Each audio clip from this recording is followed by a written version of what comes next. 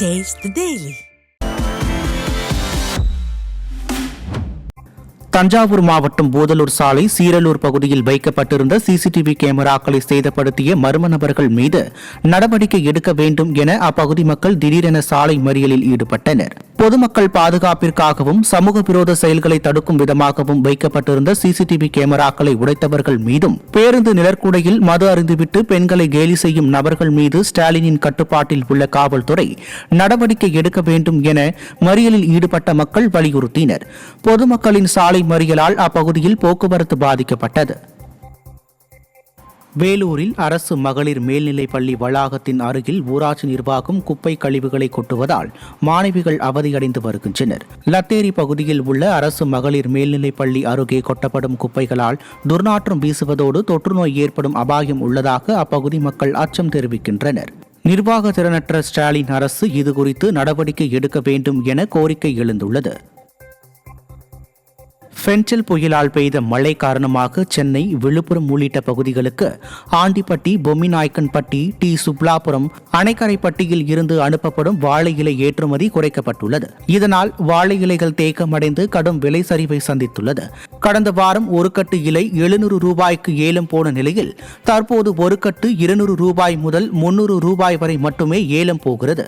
இந்த விலை போதுமானதாக இல்லை என்றும் கூலியாட்கள் வண்டி வாடகை கொடுப்பதற்கே போதாது என்றும் விவசாயிகள் வேதனை தெரிவித்துள்ளனர். விழுப்புரம் அருகே வெள்ளத்தால் பாதிக்கப்பட்ட மக்கள் திமுக எம்எல்ஏ அன்னியூர் சிவாவை சிறைபிடித்து வாக்குவாதத்தில் ஈடுபட்டனர். விக்கிரவாண்டி தொகுதிக்கு உட்பட்ட முத்தியால்பேட்டை, ஐனாம்பாளையம், கொய்யாத்தோப்பு உள்ளிட்ட பகுதிகள் வெள்ளத்தால் கடுமையாக பாதிக்கப்பட்டு மின்சாரம், குடிநீர், உணவு இல்லாமல் 4 நாட்களாக அவதிப்பட்டு வருவதாகவும் இதுவரை வந்து பார்க்காத திமுக அமைச்சர்கள் திமுக எம்எல்ஏ அன்னியூர் சிவாவை கண்டித்து சாலை மறியலில் ஈடுபட்டனர். தகவல் அறிந்து வந்த அன்னியூர் சிவாவை சூழ்ந்து கொண்ட கிராமத்தினர் கேள்விகளால் திணறடித்தனர். இதனால் ஆத்திரமடைந்த அன்னியூர் சிவா கோபத்துடன் சென்ற நிலையில் இனி திமுகவினர் யாரும் ஓட்டு கேட்டு உள்ளே வரக்கூடாது என்று அப்பகுதி மக்கள் எச்சரித்தனர்.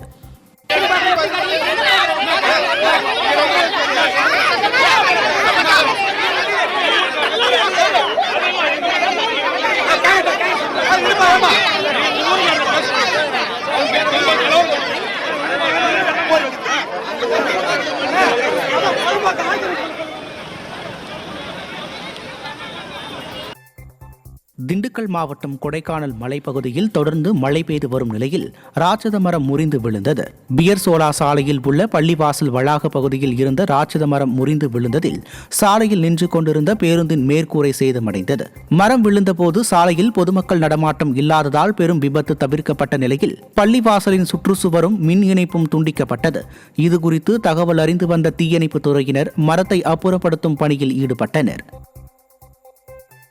விருதுநகர் மாவட்டம் ஸ்ரீவில்லிபுத்தூர் மூவரை வென்றான் மலை கொழுந்தீஸ்வரர் கோயிலில் அடிவாரத்தில் குளம் தோண்டிய போது 8ஆம் நூற்றாண்டை சேர்ந்த மண்பானை ஓடுகள் மற்றும் எலும்புகள் கண்டுபிடிக்கப்பட்டன.